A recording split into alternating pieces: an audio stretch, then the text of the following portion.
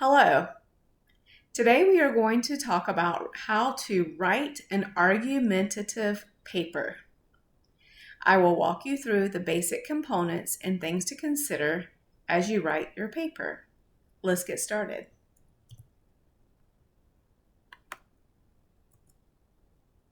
So there's 4 reasons for writing an argumentative paper, or 4 goals. So this isn't the type of argument that you might think of when you hear that word. It's not like, I'm mad at you and I want to argue with you.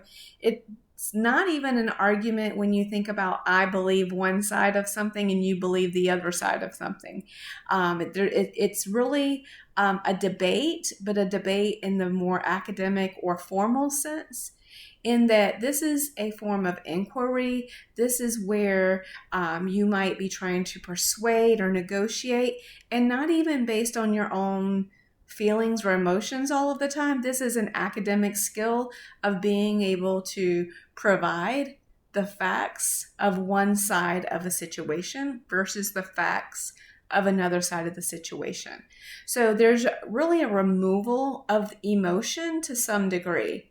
Now, if you were writing some kind of argumentative essay where you did feel strongly about one side of the debate or the other, then of course there might be some persuasion or emotion involved.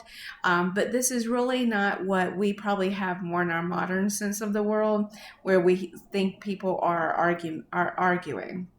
This is really honestly about presenting different sides of the story in an academic sense. So let's dig into this a little bit more. So first of all, why are we even doing this? Well, this is allowing you and others to explore ideas. And this could be something that you're doing even at work, right? So if there's some debate or argument on an approach for medicine, right?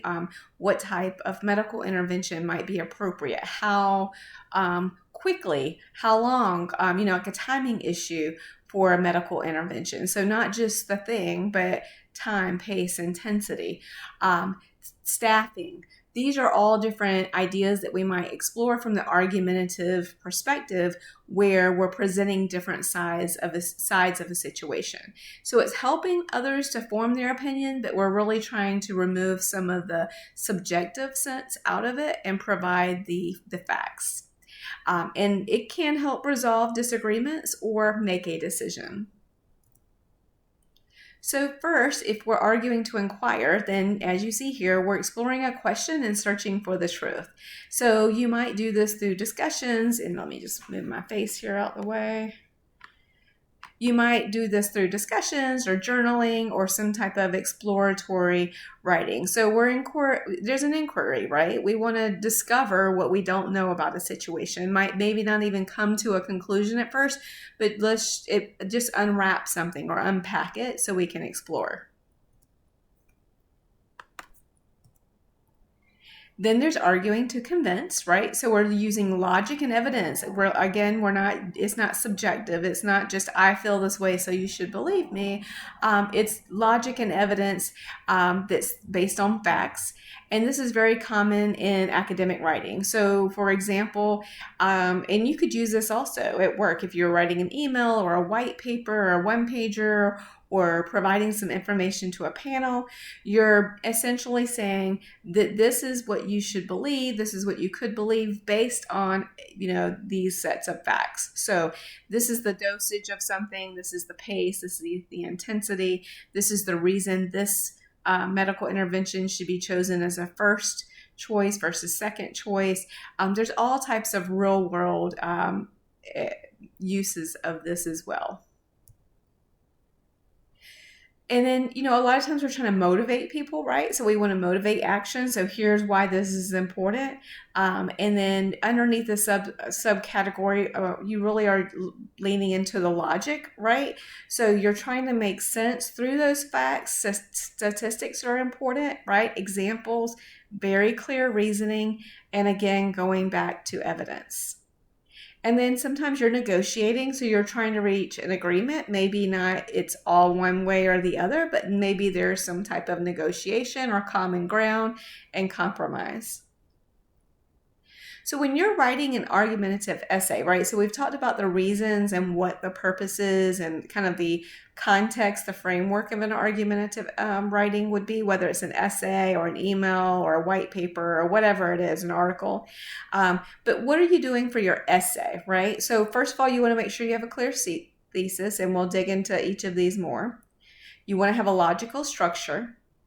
Each of your body of your paragraphs should be evidence-based, and of course the whole way you're writing in MLA if that's the formatting that you've been told to use, right? So you want to use appropriate formatting. You always want to consider your counter argument. So you want to make sure that it's a balanced approach, right? So if you present one side of the story, then you present the other side. If you don't want to go down a tangent, and so you've written 5 or 6 paragraphs about one side and then one paragraph about the other. So you really have to, I think, an outline probably. Some people don't like using those, but that's part of your pre-writing exercises.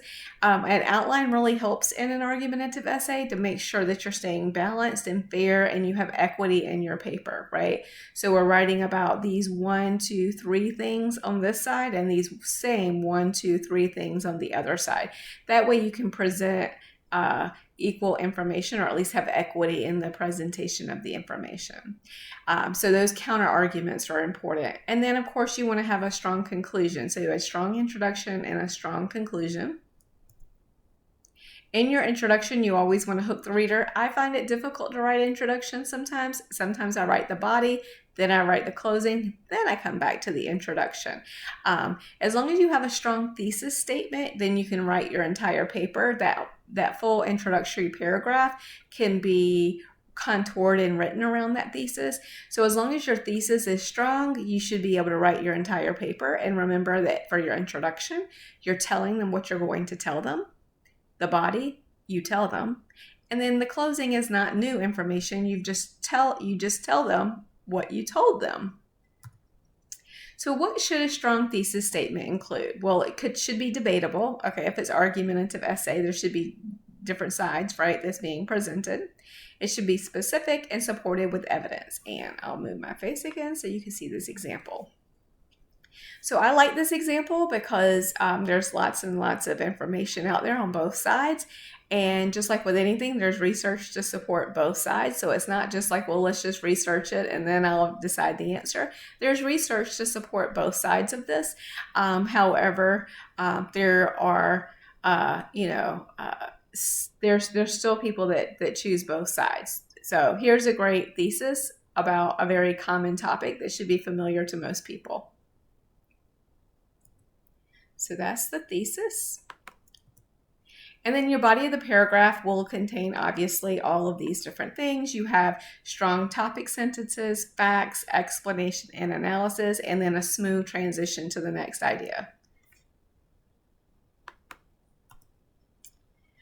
I've spoken at length now about using evidence. So we want to make sure that we use evidence. This is where citations would be helpful. And then you can connect your references to that as well. Always make sure you equally or at least equitably acknowledge opposing views.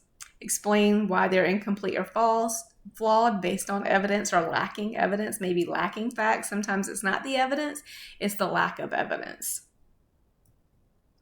And then, of course, your conclusion, you telling them what you told them. So you're going to restate that thesis, summarize key points, and leave the reader thinking about the significance and why we care about this topic in the beginning.